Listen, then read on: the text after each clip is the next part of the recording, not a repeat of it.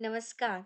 तो आज हम सुनेंगे तेनाली रामा जी की कहानी और इस कहानी का नाम है दूध ना पीने वाली बिल्ली। दक्षिण भारत के विजयनगर में राजा कृष्णदेव राय का राज्य था। एक बार विजयनगर में चूहों ने बहुत तबाही मचाई, जिससे पूरी प्रजा परेशान थी, क्योंकि चूहे आए दिन किसी के कपड़े कुतर जाते, तो किसी की फसल और अनाज को नुकसान पहुंचाते। इससे परेशान होकर एक दिन पूरी प्रजा राजा कृष्णदेव राय के दरबार में पहुंची और उनकी समस्या दूर करने की प्रार्थना की।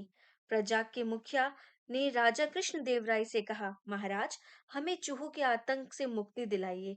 हम इन चूहों के आतंक से तंग आ चुके हैं। मुखिया की बात सुनकर राजा ने आदेश दिया कि हर घर में एक बिल्ली पाली जाए और उसकी देखभाल की जाए। बिल्लियों की देखभाल के लिए उन्होंने घर घर में एक एक गाय भी दे दी। महाराजा ने तेनालीराम को भी एक बिल्ली और एक गाय दी। बिल्लियों के आने से चूहे कुछ ही दिनों में भाग गए और गायों का दूध पीकर बिल्लियां भी मोटी हो गई। अब प्रजा के सामने बस एक ही समस्या थी कि समय से बिल्लियों को दूध दिया जाए और गायों का पालन किया जाए।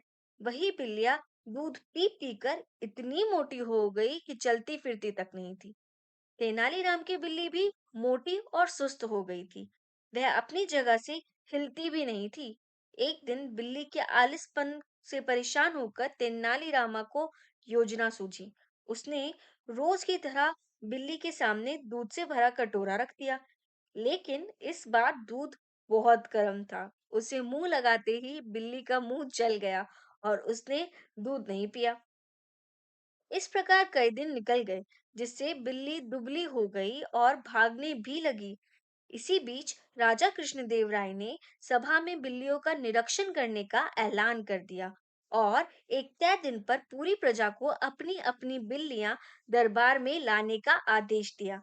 सभी की बिल्लियां बहुत मोटी हो गई थी, लेकिन तेनालीराम की बिल्ली बहुत दुबली थी। राजा ने इसका कारण पूछा तो उसने कहा कि मेरी बिल्ली ने दूध पीना छोड़ दिया है। राजा ने इस बात को नहीं माना और उसने एक कटोरा दूध बिल्ली के सामने रखा। दूध को देखते ही बिल्ली भाग खड़ी हुई। इस घटना को देखकर सभी दंग रह गए। राजा ने तेनालीराम से इसका राज जानना चाहा।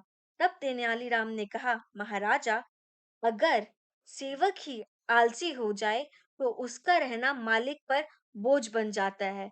वैसे ही इन सभी बिल्लियों के साथ भी है। मैंने अपनी बिल्ली का आलस भगाने के लिए उसे गर्म दूध दिया, जिससे उसका मुंह जल गया और वह खुद से ही अपना भोजन तलाशने लगी। इससे वह ठंडा दूध देखकर भी भाग जाती है और अपना भोजन खुद ही तलाश करती है। धीरे धीरे यह चुस्त और तेज हो गई है। ठीक ऐसे ही मालिक को अपने सेवक के साथ करना चाहिए और उसे आलसी नहीं बनने देना चाहिए। तेनालीराम की बात राजा को पसंद आई और उन्होंने तेनालीराम को 1000 स्वर्ण मुद्राएं इनाम में दी। तो इस कहानी से हमें क्या सीख मिलती है? यह कहानी हमें ये सीख देती है कि हमें कभी भी किसी को इतना आराम नहीं देना चाहिए कि वह आलसी हो जाए।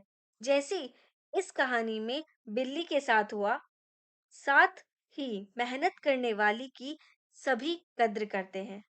धन्यवाद।